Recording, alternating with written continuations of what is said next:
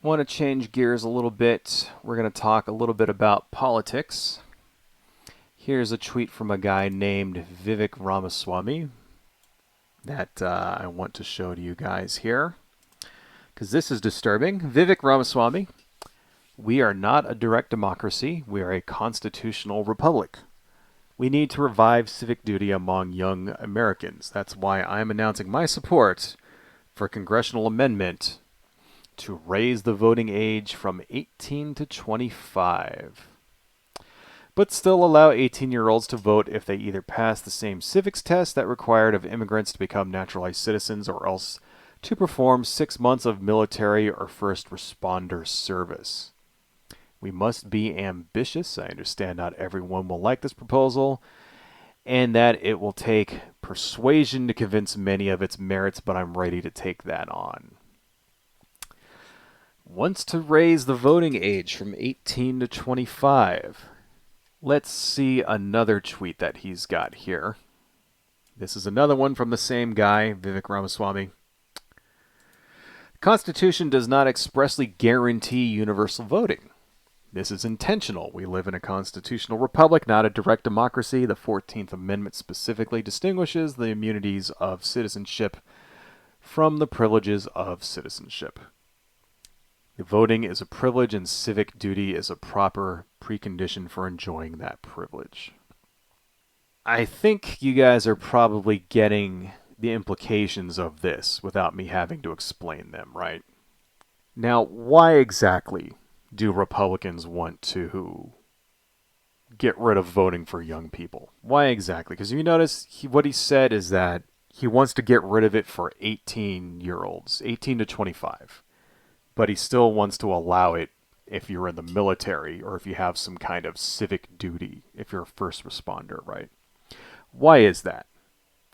It's because in the midterms, the voters, let's go ahead and turn this off for now, right? Actually, you know what? There's one more that I want to show you guys before we get into the meat of this. One more tweet from him. This is one more from Vivek Ramaswamy. We cannot solve the absence of a desire to serve our country or to learn about the Constitution by forcing young people to do so. Tying it to civic duty, to the ultimate privilege of citizenship, voting, and conferring it to young people accordingly, we have a better chance of actually restoring civic duty in America. And without new bureaucracy required to administer a mandatory national service requirement. He wants to take it away because young people lost the Republicans the midterms. They're supposed to be a red wave because every midterm that happens, the opposing political party traditionally makes gains. Usually it's a lot of gains.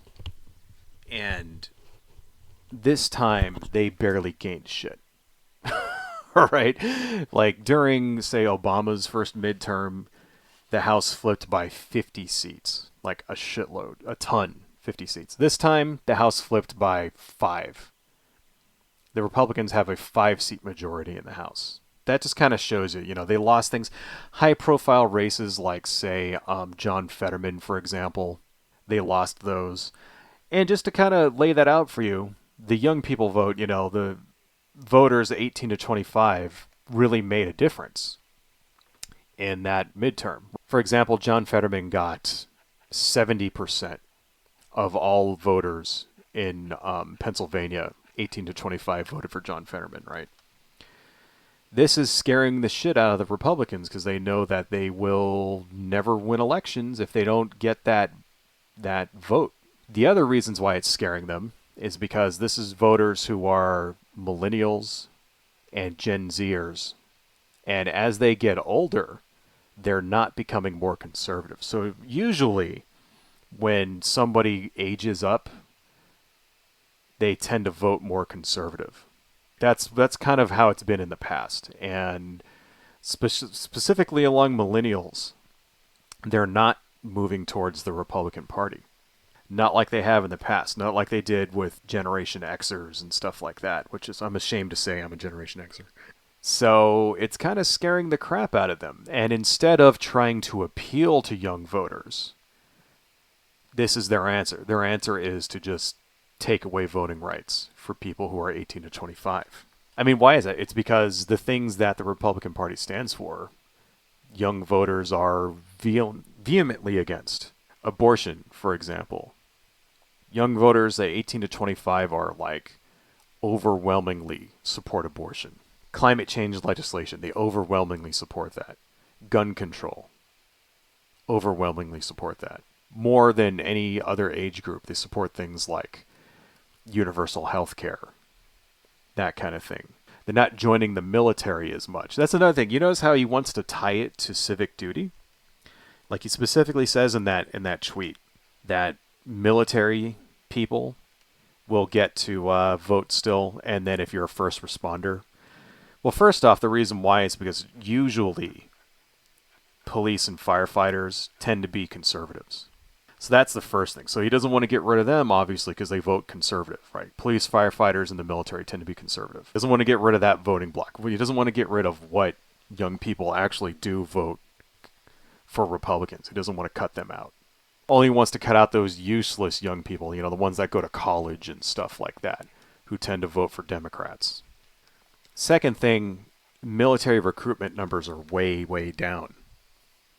And so this would have an additional benefit if they were to actually somehow some miracle would pass and they would actually pass this law. Because this will never fucking pass, by the way.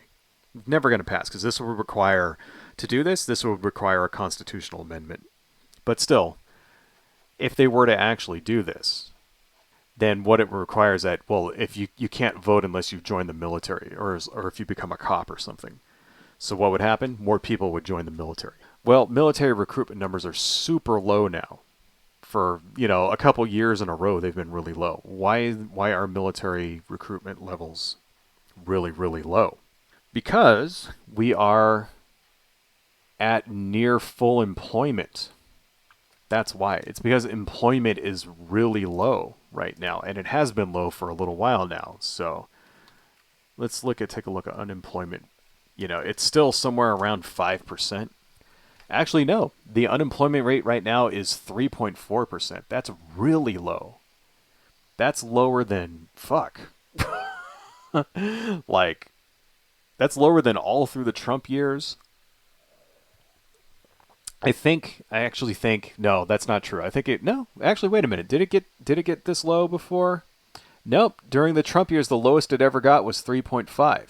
So this is lower now. Unemployment is lower now than it was in February of 2020. That's the lowest unemployment was. And now we're right back. So all of unemployment it's just like it's back to where it was pre-pandemic levels. And it's even better because population is higher now than it was in 2018 because the population just goes up. So everybody has a job now. That's why inflation is so high, by the way, if you didn't know. Because everybody has a job, right? See, inflation only goes up when regular people have money. That's when shit starts costing. When rich people have money, when they do tax cuts for rich people, inflation doesn't go up. Why? Because there's no demand for anything, right? Inflation goes up when normal, ordinary people have spending power. Suddenly, everybody realizes, oh, we can get that money. Anyway, so yeah, that's the reason why people aren't joining the army right now. It's because people join the army when they don't have a choice. It's like, well, I can't get a job anywhere. Fuck, well, the army will take me.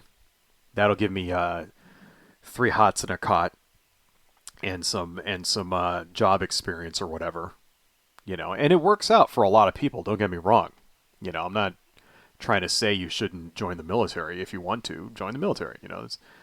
That's one of the things. But that's the thing, is that we're not understanding that there's a lot of desperation involved sometimes. When you have higher unemployment, then you get higher military recruitment levels because as people get desperate. They need some place to go, and that's a place where you can always go and guaranteed to get a job at, to get him to find employment at. I mean, I think it's a positive thing. Right now, unemployment being super low, everybody having work, stuff like that, that's great. Right now we have like the lowest unemployment among like African Americans pretty much ever in the history of the country right now. Like unemployment among black people is the lowest it's ever been. This is fantastic. right?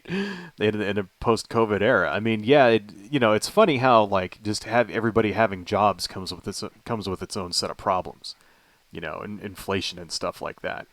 But anyway, getting back to Vivek Ramaswamy here, this is their plan. Their plan is, we're not. They don't want to actually appeal to young people, to young voters. They don't actually want to appeal to the thing because that would mean they would have to make policy changes that they just simply don't want to do. What do young people want? Besides the social issues, the social issues like abortion, and they want to legalize marijuana and stuff like that. But ultimately, what do young people want? Well, they want the same things that everybody else wants. They want a job. They want to be able to go to school and not have to take out a loan for fucking 40 years. They want to be able to buy a house. So what do they really want? They want the same things everyone else has. They want the American dream. The house and the car and the 2.5 kids and the picket fence. Just like anybody else. And you know what? They're not getting it. Because even though everybody's got a job, wages are still low. Inflation is still high. Things like houses cost too much. Healthcare, everything costs it's through the fucking roof. Even before inflation was a problem, houses were too. Houses specifically is one of the things that young people are very motivated for, very interested in. You're wondering why nobody can afford to buy a fucking house anymore. Because it's to buy a decent house in a city where the jobs are is fucking $500,000. Who the hell can do that? You can't do that when you're 25 years old and working at fucking like Del Taco for minimum wage. Right? So these are the things that young people want, and conservatives are just not interested in doing that because it would require raising taxes. It would require regulations. It would require their rich benefactors not getting as much money. And they don't want to do that, right? I'm not saying the Democrats are any better, but at least the Democrats will try to defend your reproductive rights. They might not be much better when it comes to things like the economic questions, raising wages, that kind of thing, even though they kind of are. I mean, who's the only voices in Congress talking about raising wages? It's Bernie Sanders. Kind of the only one. I mean, even more than like other members of the progressive squad or whatever. It's Bernie Sanders. He's the one who's out there getting higher wages for Amazon workers and stuff like that. Right? He's the one actually doing something about it. What are Republicans doing about wages? They're trying to depress wages. Right? Republicans are passing laws to make it legal for children to like work in bars and shit like that. Serve alcohol and work in slaughterhouses and work in fucking coal mines and that kind of thing. That's what they're doing. That's their answer to the low wages, is to like bring back child fucking workers. Make it like it was back in the 1880s and shit. So yeah, this guy Ramaswamy, like there's no fucking way this shit'll ever become law. First off, because it requires a constitutional amendment, so fuck that. That is never ever happening ever. Sorry, it just won't. Secondly, this guy Ramaswamy, he's running for president, but he's never going to be president. He's not. He's the wrong skin color. He will not become a Republican nominee. No, they're not voting for him. Right? He's not white enough. That's the first thing. Right. Who is this guy anyway? Vivek Ramaswamy. Who the fuck is this guy? Right? Because he's sort of like a rising star among conservatives in conservative circles, but he has delusions of him actually becoming president, which he will never be president. Now, he will not be a Republican president anytime soon. Maybe, I don't know, maybe in 50 years or some shit, but not anytime soon. He's actually running for president, though. He's going to get stomped. But who is he? Well, he's a super rich guy. He has a, no surprise there. Has a net worth of around $600 million or so. He's a Hindu born to immigrant parents, which is another reason why he will never get the Republican nomination. He's the wrong religion, wrong skin color. He will never get it. Let's just be real, folks. Not the Republican nomination. No, we'll never get that. But he has sort of built himself this reputation as an anti-woke crusader. in American politics. And specifically, what it was is that he started a biotech firm called Reovent Social Ventures. And right around the time of George Floyd, when George Floyd was like murdered and Black Lives Matter became a thing, he decided to step down as CEO of his company. And his reason that he gave was that he wanted to be able to express himself and say things without his company suffering, the reputation of his company suffering. So apparently he's still like head of the board or whatever, but he's not the CEO anymore. And he wanted to be able to basically just be racist and like not have to worry about people boycotting his company or whatever. It's like fine, whatever. And so this guy starts writing a bunch of op-eds and stuff against wokeism and all that. You know, he's come out as this anti-woke crusader and wrote a couple of books about how, like, you know, woke politics and all that stuff is bad. And he's one of the guys that sort of started the I don't know if he started it specifically, but he's jumped on and amplified the anti-ESG crusade, right? Which is funny because while he was at his company, Reevent Sciences, he actually sort of headed up a few initiatives that could be described as ESG. So another reason why this guy will never be president. But what the hell is the ESG? What does it stand for? Because you hear that it's sort of becoming like a boogeyman on the right wing. They're talking about, you know, woke companies with their ESG initiatives, all that stuff, right? What does it actually mean? It is environmental social governance, ESG, right? So it's basically a framework for investors so that make they can make investing choices based on those three things: the environmental aspect or the social aspect, right? So the environmental aspect, like, you know, does it help climate change? You know, deforestation, stuff like that, biodiversity loss, that kind of thing. Right. So is this company you're engaging in, is it actually engaging in any of that stuff, or is it doing stuff to help those things? Social aspect, employee safety and health, working conditions, diversity, stuff like that. Right. Does this company actually have those kinds of programs in place where they're, you know, paying people well and they're just not all hiring white people, trying to actually get some diverse voices in there, stuff like that. You know, helping out with humanitarian crises, that kind of thing. Are they doing business with warlords in Africa to get blood diamonds, for example? That kind of thing. And then the governance, um, things like preventing bribery, corruption, diversity of the board of directors. You know, not paying their their CEO 5,000 times what their lowest employee makes. Stuff like that, right? Are they doing those kinds of things? And basically, this is shit that the right wing fucking hates. And that's why you're seeing all of these right wingers on Twitter and stuff like that, Marjorie Taylor Greene and all that other shit, trying to label ESG initiatives as, you know, the woke agenda being pushed by corporate America and stuff, right?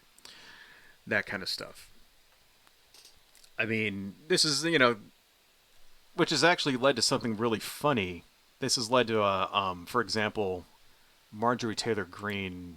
This sort of push against ESG initiatives has led to some ridiculous things. Like, for example, Marjorie Taylor Greene coining the term corporate communism,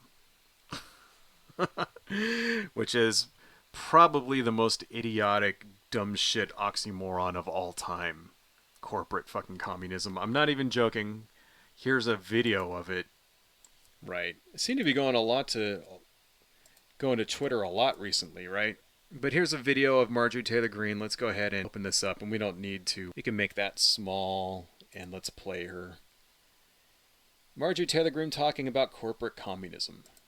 What should not be put over all of us is something called a vaccine passport. A vaccine passport that Americans would be required to have in order to travel, to go to events, to buy and sell. Now, how are they wanting to push this on to Americans. They are talking to private companies, big corporations, big powerful corporations that will enforce these policies on you. Because you see, if Democrats pass this law, well, then what will all of us say? We will call them communist. We will call them fascist, right? These are the names we will call them. But if the companies do it, then it's a company policy, and they're just saying, oh, this is to keep everyone safe. When you fly in the airplane, you need your vaccine passport. Oh, if you're going to come into the football game or the baseball game or the concert, you need your vaccine passport because we're trying to do a good job to keep everyone safe. This is what the Biden administration is trying to talk to these private companies into doing. Well, let's analyze that. You see, it's still the same thing. Unfucking believable. And I really like, because, yeah, they don't really talk about COVID anymore. But it just still really gets me, though, that it was like, look, like, what is she actually saying here? She's like saying that if you're a company, right, and you enforce basic precautions against a pandemic, then that's the same thing as tyranny, is what she's trying to say, right? But let's let her finish up here. There's only another 40 seconds. Let's continue. It's still fascism or communism, whatever you want to call it, but it's coming from private companies. So I have a term for that. I call it corporate communism.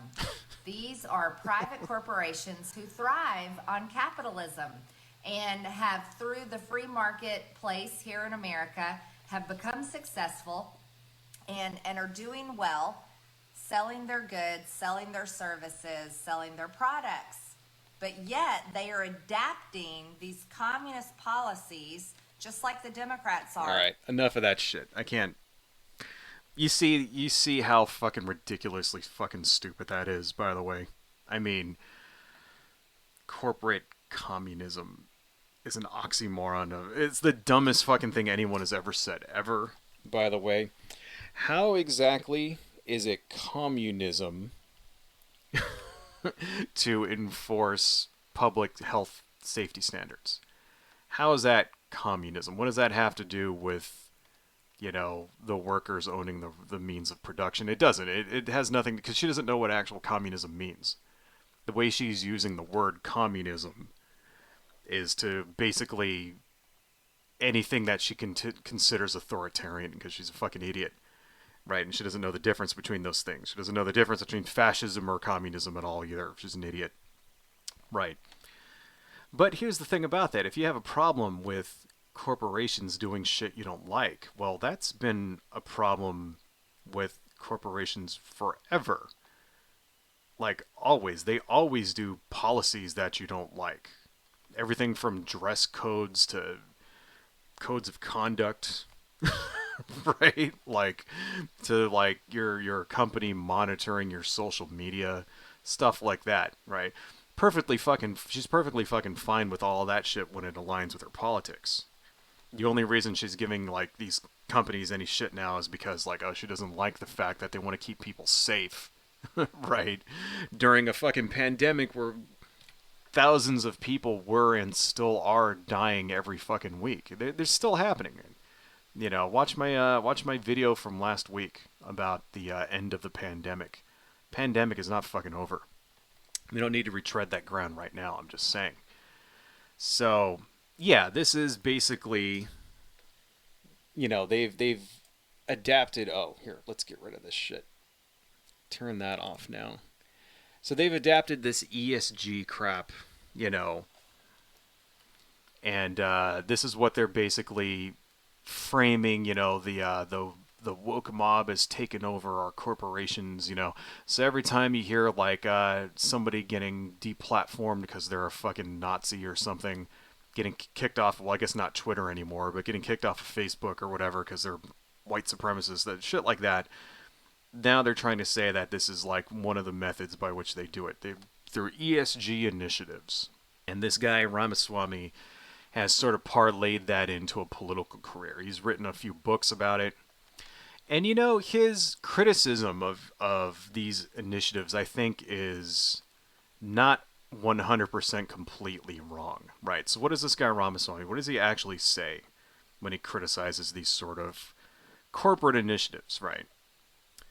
He's basically saying that they use these things as cover, that it's just basically virtue signaling, and that they don't actually do any real change. So, as an example, he'll say some crap like corporation will cut down the rainforest or whatever, that kind of thing, or they'll, like a corporation like, say, Coca-Cola will go and buy up like the entire water supply that goes to a village in India or whatever and just take all of their water.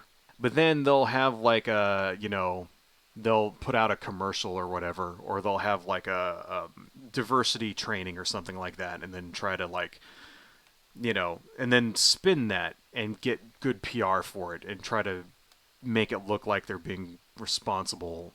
And in a sense, that criticism is valid because it's true.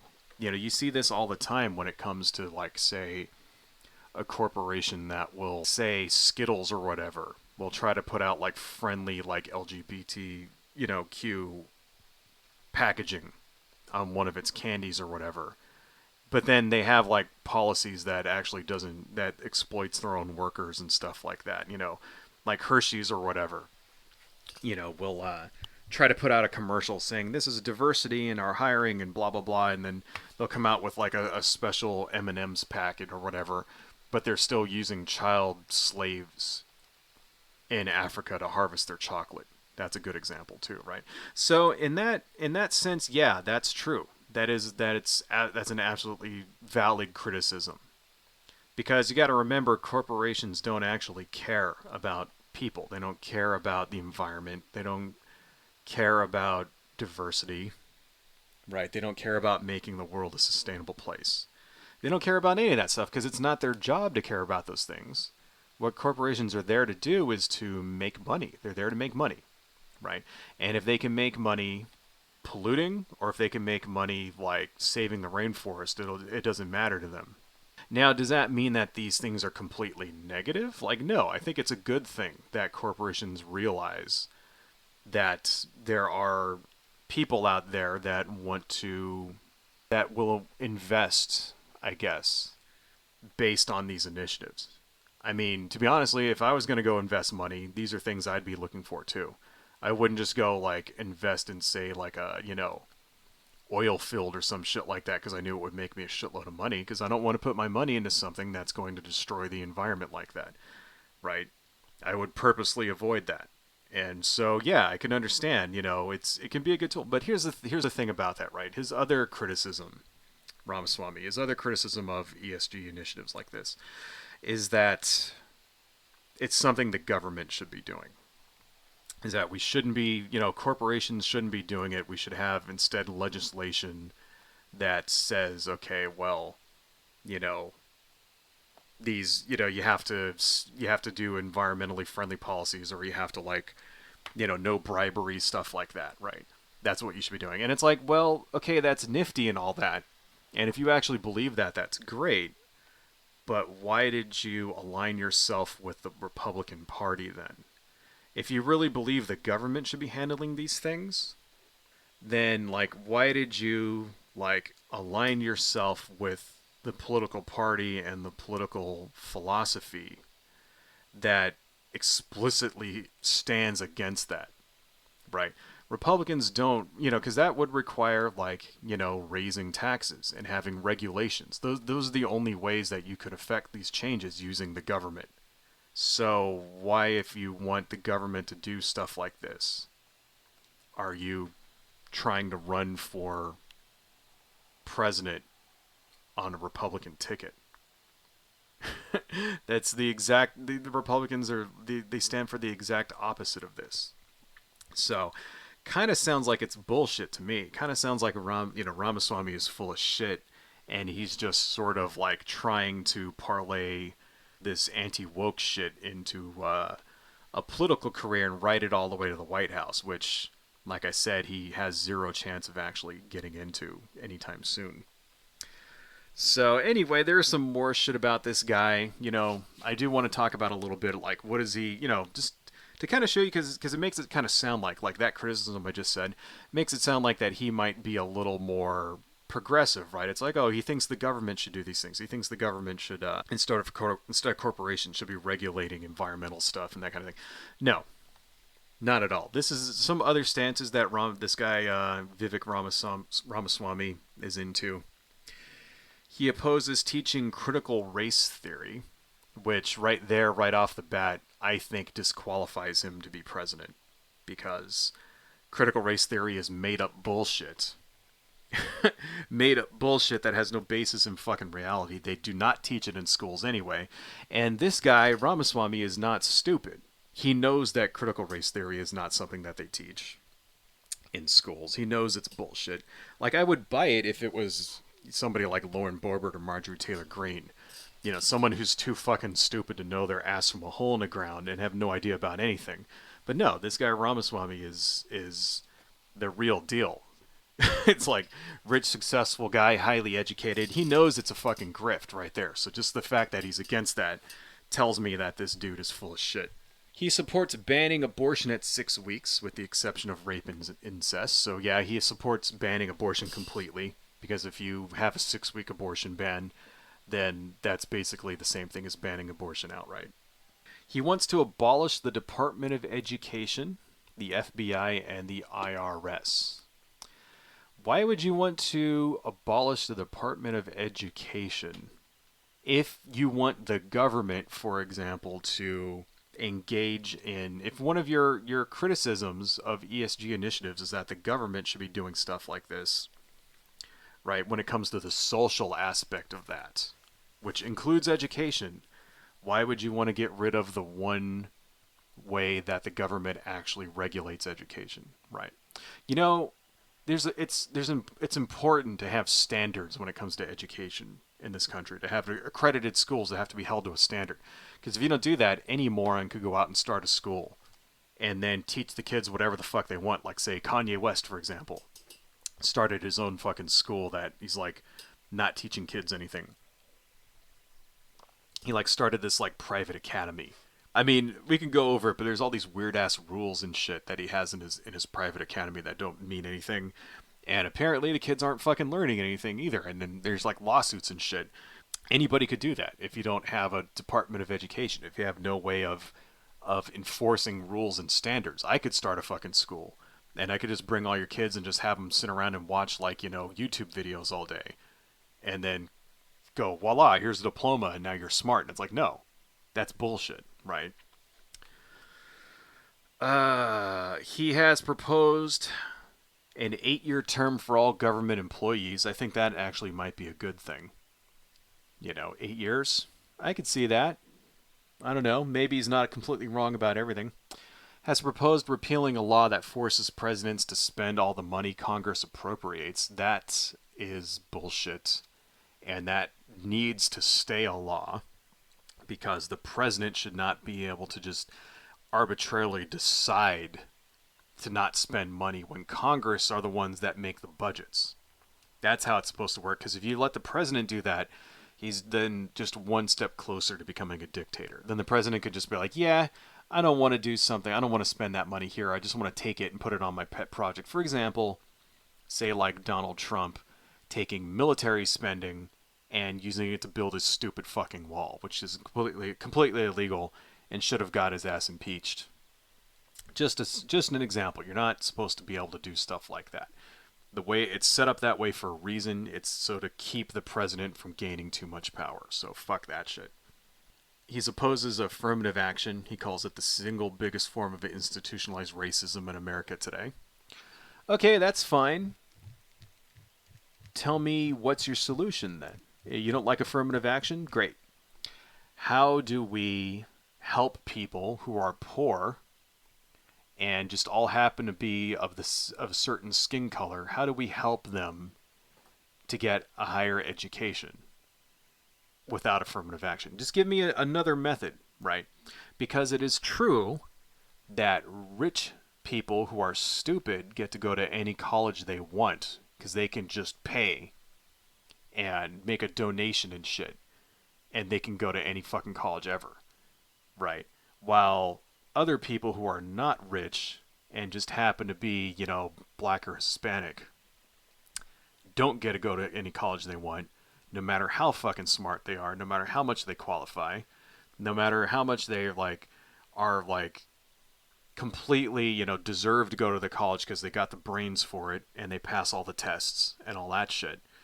They'll just never get to go there because they don't have any money. So, what method do you have to even that out? Can you come up with because this is what they currently do is affirmative action, where they go and they try to recruit people from a certain demographic. Now, here's the thing with affirmative action is that there's a big misconception, and they think that, well, they'll just take you because you're black. They'll just take you because you're, Latino or whatever, and that they're not actually passing the tests in order to get into that school, and that's not true at all. No. You have to be able to at least pass the test to get into the school, right? You have to meet the requirements or else you don't get into the school. What affirmative action actually is, it's not a quota. It's where they go and try to recruit people from these populations. But that's fine. If you don't like it, fine. Just please tell me what will you do to replace it then? What is your method in order to even this shit out? Because it's not even.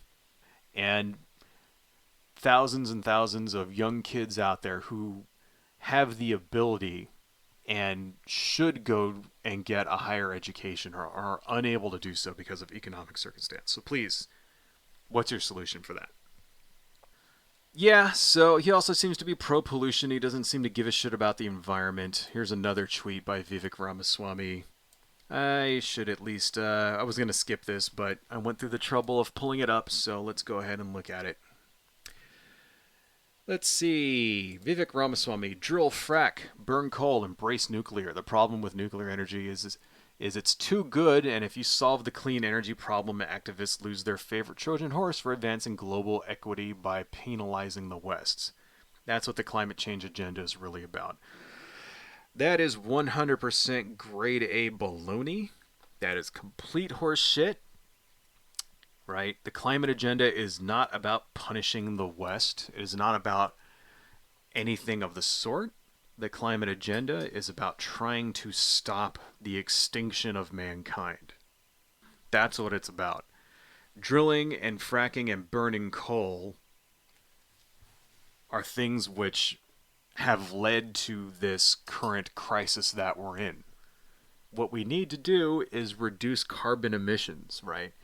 Embrace nuclear, yes. We actually should embrace nuclear power, right? We should create nuclear power plants that don't melt down. Modern nuclear power plants that have a design for when, if they get hit by, say, an earthquake or a tidal wave, they don't turn into fucking Fukushima. That's easily done. And yeah, there's downsides to having nuclear power too, but unfortunately, it's what we kind of need it. Now, don't get me wrong, I am anti-nuclear. I really do not like nuclear power. I would not live within 100 miles of a nuclear power plant if I could help it. But we don't have much of a choice. We have to use it. And there's different there's different things they can do. They can make thorium nuclear power plants.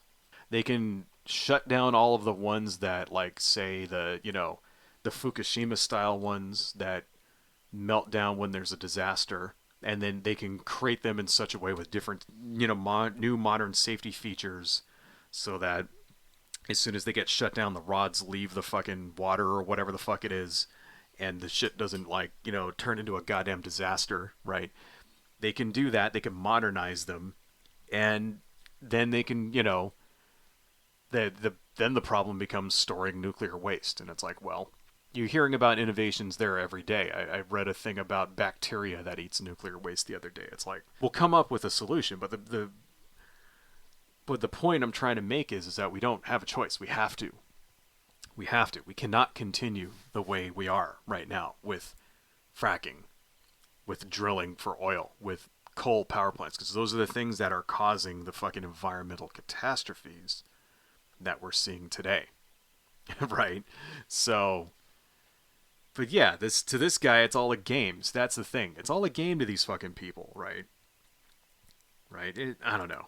Let's turn that shit off. Fuck fucking Vivek Ramaswamy. The takeaway, I guess, the positive thing is that, yeah, he's, like I said several times, has absolutely zero chance of becoming the president. Because he's the wrong color, he's the wrong religion, and he will never be the Republican nominee. It's just not going to happen, so we're happy about that. Hello folks, if you like what I do and you want to support the channel, please consider buying something from my Etsy shop, supporting me on Patreon, liking and subscribing, and checking me out across my social media links listed below. Thank you all so much, and see you next time.